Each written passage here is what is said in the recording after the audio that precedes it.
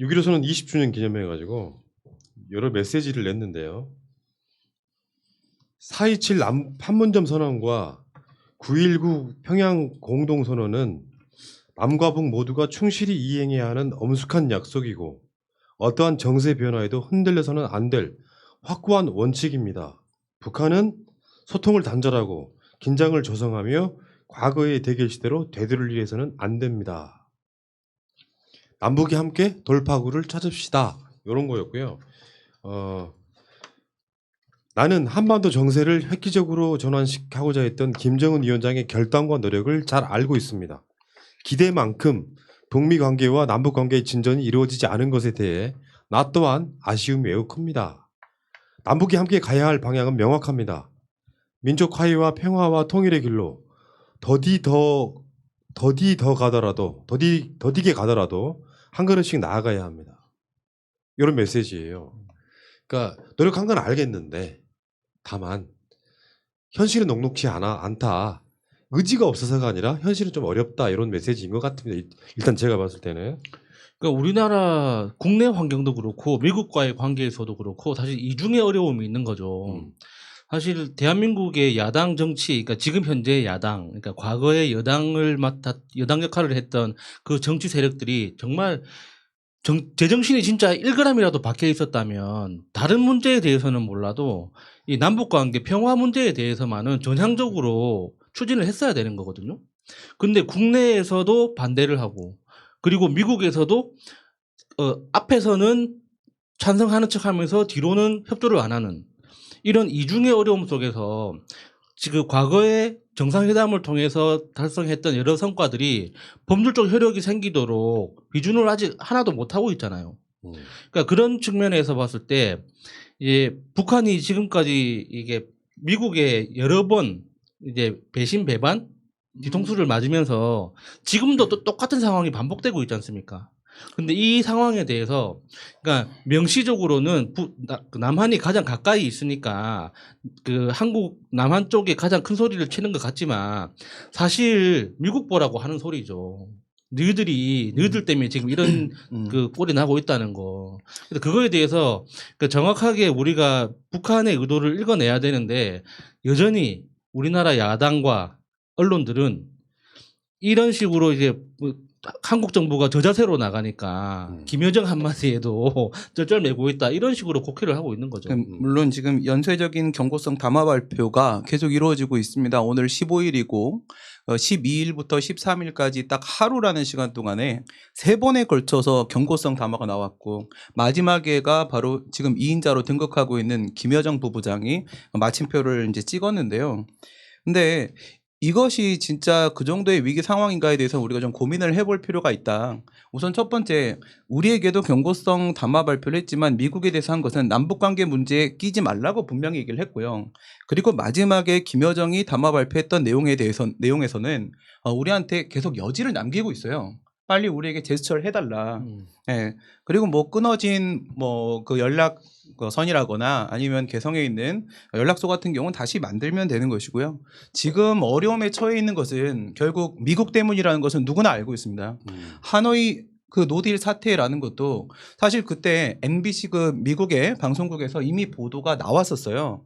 여기서 영변 핵폐기를 하게 되면은 저쪽에서 뭘 주겠다라고 보도가 나왔는데 10일 동안 김정은이 열차를 타고 도착을 했더니 가니까 트럼프가 갑자기 말 바꾸기를 했거든요. 영변뿐만 아니라 모든 핵을 다 폐기해야 될 것이고 그리고 그것이 선 조치가 돼야만 우리는 고민을 시작하겠다 이러면서 깨졌는데 우리는 생각해 볼 게 뭐냐면 금강산 관광했을 때 그다음에 개성 공단 개설했을 때 과연 우리가 미국의 허락 받고 선 동의 받고 했냐 그렇지 않았다는 거거든요.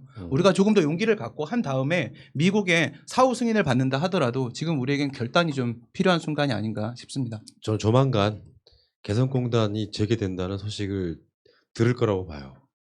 그 정도 조치는 기본으로 지금 깔고 갈 수밖에 없는 상황이고 그걸 알기 때문에 봐라 북한이 저렇게 나오고 있지 않느냐. 우리도 우리 길 갈 수밖에 없다. 우리가 할 수 있는 우리의 여지, 저제 상황도 아니잖아요. 그거는 대한민국이 무단으로 뭐 문 닫았던 그런 조치가 전 나올 거라고 봅니다. 그러면서 또 어떤 반전의 효과가 있을 거라고 일단 보는데 어쨌건 지금 북한에서 그러니까 북한 뉴스만 우리가 보면요, 대한민국 사람들 악플을 달 수밖에 없어요. 근데 오히려 그게 저들이 노리는 지점이라고 봐요. 북한에 세게 나오면 대한민국에 깨어 있는 시민들이 지켜보거든요, 착잡한 마음으로. 근데 악플은 누군가가 달아. 누가 달았을까요? 막 북한 공격하는 악플을 네. 저쪽 애들이 달고 있는 거예요. 그렇죠. 여기 소위 말하면 이간질러들이 뭐 니들이나 잘해 이 새끼들 한번 해보겠다는 거냐 이런 건데 사실상 북한은 핵 빼고 나면 대한민국하고 비교를 할 수가 없어요. 그건 불가능하다고 보시면 됩니다. 저 군대에 있을 때도 이미 대한민국은 북한을 압도하고 있었어요. 저 군대에 있을 때도.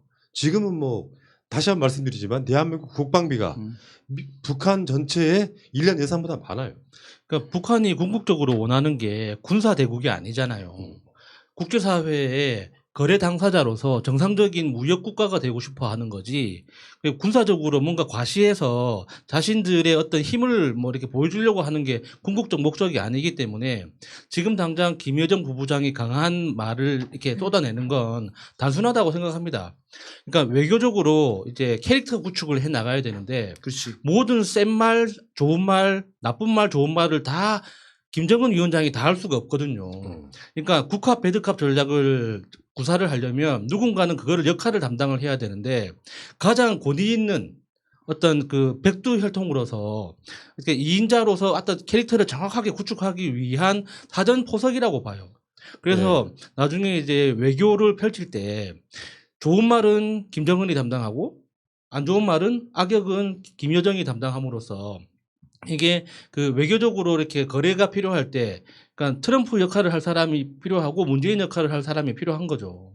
맞는 그런 얘기예요. 방식으로 보는 게 합당하다고 봅니다. 근데 우리 언론은 지금 너무 신나 있는 것 같아요. 그러니까 북한에서 저런 발언이 나오면은 그거를 검증이 되지 않은 것도 무슨 옥류관의 주방장이 무슨 말을 했네 이런 거 금방 가져와가지고 우리 대통령을 공격하는 그걸 헤드라인으로 씁니다. 아니 옥류관 주방장이 뭐길래 뭐 그렇게 대단한 사람이라고 그 사람이 한 말을 국내 탑 일간지에서 쓰는 거예요. 저는 그 말이 되게 모욕적이라 옮기지 않겠습니다. 그런데 우리가 바라보는 시각을 좀 이거 김여정 돌잔치 같은 거거든요, 사실. 김여정이 나와서 아 내가 오늘은 시를 잡을래요. 오늘은 뭘 잡을래요. 그냥 하면은 그 좀 그렇게 봐주는 시각이 와 필요한데 세다. 그거였어? 그걸 가지고 이제 뭐 대단한 것처럼 무슨 핵폭탄 일어난 것처럼 언론에서는 그 사실 신나서 저러는 거거든요. 그렇지. 그러니까 이걸 보면은 우리가 충분히 읽힐 수 있는 부분들이 있어요. 있는데 이게 딱 보여지는 현상만 보면 안 되거든요. 지금 생각을 해보면 우리나라가 세계 경제 순위가 11위 정도 됩니다. 그런데 제가 191위까지 찾아봤는데 그 안에 북한이 없어요. 근데 우리가 11위 이런 경제 대국임에도 불구하고 지금 우리는 코로나 때문에 경제가 상당히 비상사태에 걸려 있습니다. 이 상황에서 북한은 어떻겠냐라는 거예요. 그럼 이 문제를 어떻게 풀 것인가 했을 때 앞에다가 남한을 상대로 해서 가장 순한 입장을 보여왔던 김여정을 앞에 놓고 여기서 강경 드라이브를 걸어줄 수밖에 없는 거예요. 근데 지금 김정은이 앞에 안 나타나고 있다는 걸 생각을 해야 되는 거예요. 마지막에 다시 반전을 줄 건데 해결할 때 김정은이 그치. 나타나야 되기 때문에 지금 아무 말도 안 하고 있는 거예요. 김여정 악역을 하고 있는 거지 네, 일부러. 그렇죠.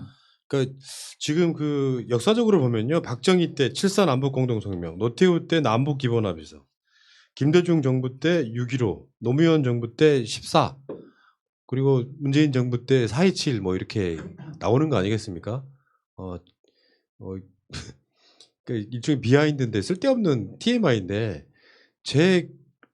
그러니까 중요한 데 쓰는 비밀번호가 0427이에요. 계속 그것이 갔으면 좋겠다라고 하는 예. 남북 관계가 좋아지고 평화가 이루어지고 나면 대한민국에 굉장히 많은 문제들이 해결이 되는 부분이 있거든요. 근데 이제 아까 그런 이야기 있잖아요. 대한민국은 단지 북한이랑 경협을 한다고 해서 당장 어떤 큰 이득이 있는 게 사실 아니에요. 알고 보면 장기적으로 보면 노다지에 가깝지만 그러니까 대한민국은 급할 게 없는 거죠. 그러니까 문재인 정부나 일반적으로 이 정책을 하는 사람들 입장에서 보면 평화만 유지도 되는 거예요. 우리의 쓰임새는 그런 거로. 북한의 입장은 다르잖아요. 제재를 당하고 있는 상태라 굉장히 어려울 거 아니에요. 그런데 예를 들면 유엔 제재 사항도 아닌데 왜 개성공단 못 열어? 니들이 닫은 거잖아.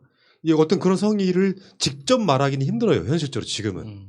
그러니까 대북 전단 사실상 북한으로도 안 간다는 대북 전단을 빌미로 와서 지금 세게 한번 붙고 있는 건데 여기에 대해서는 지금 문재인 정부가 밖으로 드러나지 않게끔이라도 뭔가 대응을 하고 있을 거라고 저는 생각해요.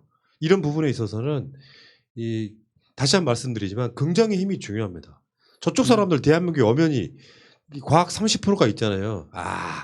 문재인의 북한 정책은 이제 끝났구나라고 흐뭇한 미소를 짓고 있는 세력들은 빼시고요.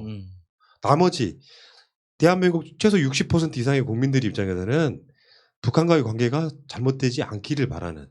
그러니까 비교 자체가 안 되는 대상이라니까요. 그러니까 북한과의 관계가 잘못되는다는 것 자체는 현실적으로 불가능한 거예요.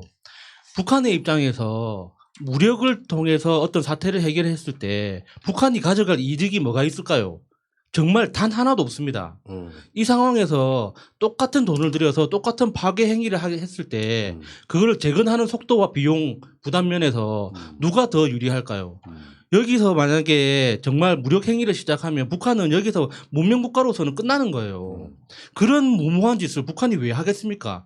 비핵화 이야기를 처음 꺼내게 된 이유가 북한이 더 이상 군사국가 말고 군사국가 그만하고 경제국가로서 인민들이 잘 먹고 잘 사는 나라로 가겠다 하는 그 전략적인 판단 때문에 비핵화를 시작했던 건데 이제 와서 비핵화가 안 되니까 그럼 난 군사국가로 돌아갈 거야.